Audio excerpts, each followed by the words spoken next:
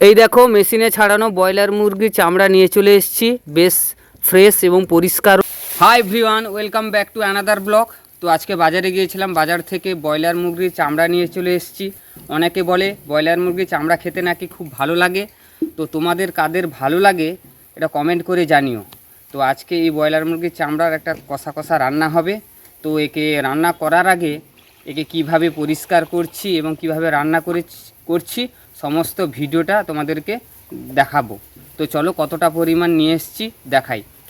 এই দেখো মেশিনে ছাড়ানো ব্রয়লার মুরগির চামড়া নিয়ে চলে এসেছি, বেশ ফ্রেশ এবং পরিষ্কারও।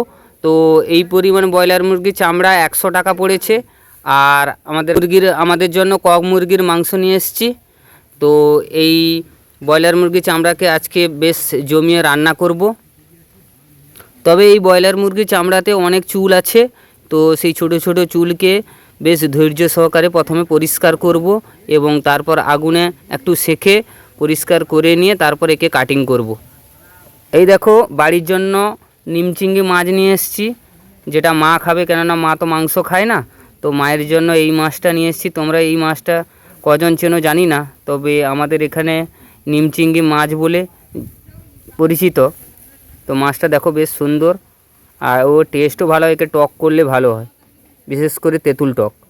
এই যে দেখতে পাচ্ছ এক এক করে চামড়া নিয়ে নিয়েছি এবং ছুরি নিয়ে নিয়েছি। এই ছুরি দিয়ে চামড়ার ওপর যে চুলগুলো লেগে আছে সেগুলোকে সুন্দর করে পরিষ্কার করে নেব।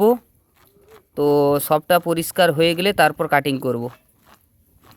ভালো করে পরিষ্কার করে নিয়েছি চামড়াগুলোকে এবং ছোট ছোট করে পিস করে নিয়েছি। তো এতে প্রথমে লেবু দিয়ে ম্যারিনেট করে নেব। ভালোভাবে লেবু দিয়ে দিলাম যাতে ম্যারিনেট হয়ে যায়। আর এই মাংসেতেও লেবু দিয়ে দিয়েছি অল্প পরিমাণ ম্যারিনেট করার জন্য। তো শুধু চামড়া রান্না করলে ভালো লাগবে না, তার সঙ্গে মাংস মিশিয়ে রান্না করব যাতে খেতে ভালো লাগে। দেখো শিলেতে আদা রসুন পেস্ট করে নেওয়া হয়েছে। এই শিলেতে আদা রসুন বা যে কোনো মশলা পেস্ট করলে তার টেস্ট ভালো হয়। আলু আর পেঁয়াজ কাটা হয়ে গেছে। এবার কড়াই গরম হয়ে গেছে, এতে তেল দেওয়া হবে। দেখো তেল দেওয়া হয়ে গেছে, তেল গরম হয়ে এসছে। তো তাতে লবঙ্গ, এলাচ, দারচিনি, জিরে মশলা সমস্ত কিছু দিয়ে দিব। তারপর রসুন অ্যাড করলাম। রসুনটাকে ভালোভাবে মারা হয়ে গেছে। এবার তাতে পেঁয়াজ অ্যাড করব। এই দেখো পেঁয়াজ লাল লাল করে ভেজে নিব। পেঁয়াজ লাল লাল করে ভাজা হয়ে গেছে। এরপর আদা অ্যাড করব, লঙ্কার পেস্ট অ্যাড করলাম। তারপর হলুদ দেওয়া হবে। দেখো পরিমাণ মতো হলুদ দিয়ে দেওয়া হলো। টমেটো অ্যাড করা হলো। সুন্দরভাবে এবার নাড়াতে হবে যাতে টমেটোটা ভালোভাবে গলে যায়। তরকারির টেস্ট বাড়ানোর জন্য ধনেপাতা দিয়ে দিব যাতে তরকারির টেস্টটা আরও ভালোভাবে আসে। মশলাতে তেল ছেড়ে এসছে, তবে মশলার কালারটাও দারুণ হয়েছে, দেখতে পাচ্ছ, আর গন্ধটাও বেশ দারুণ লাগছে। তারপর মাংসটা প্রথমে অ্যাড করব, কেননা আগে মাংস অ্যাড করলাম যাতে মাংসটা ভালোভাবে সেদ্ধ হয়ে যায়। তারপর এই ব্রয়লার মুরগির ছাল অ্যাড করব, না এটা তাড়াতাড়ি সেদ্ধ হয়ে যায়, তাই আগে মাংসটাকে ভালোভাবে কষিয়ে নিব এবং পরে ব্রয়লার মুরগির ছালটা অ্যাড করব। মাংসগুলো হালকা কষা হয়ে গেছে এবং তাতে আলু অ্যাড করে দিয়েছি।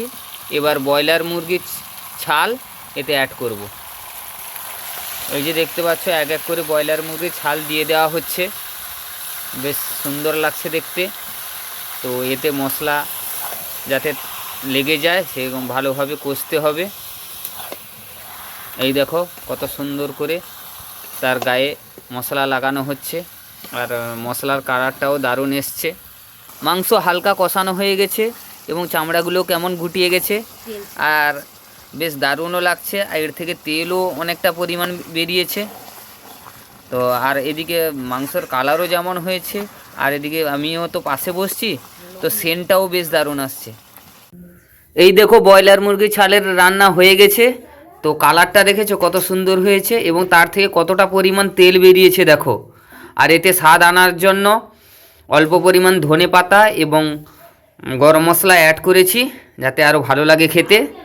তো এতটা পরিমাণ তেল দেখে আমিও অবাক। তো তোমাদের কেমন লাগলো কমেন্ট করে জানিও। যদি ভালো লেগে থাকে লাইক সাবস্ক্রাইব করে পাশে থাকো এরকম ভিডিও পেতে গেলে আরও। চান করে এসছি, এবার খেতে বসবো। সেই বহু প্রতীক্ষিত ব্রয়লার মুরগির চামড়া টেস্ট করব। আর বাড়ির আর কি কি রান্না হয়েছে চলো তোমাদেরকে দেখাই। এই দেখো পুঁইকড়ির তরকারি দিয়ে দিয়েছে, আর হচ্ছে সেই বহু প্রতীক্ষিত লাল লাল ঝাল ঝাল ব্রয়লার মুরগির চামড়ার তরকারি।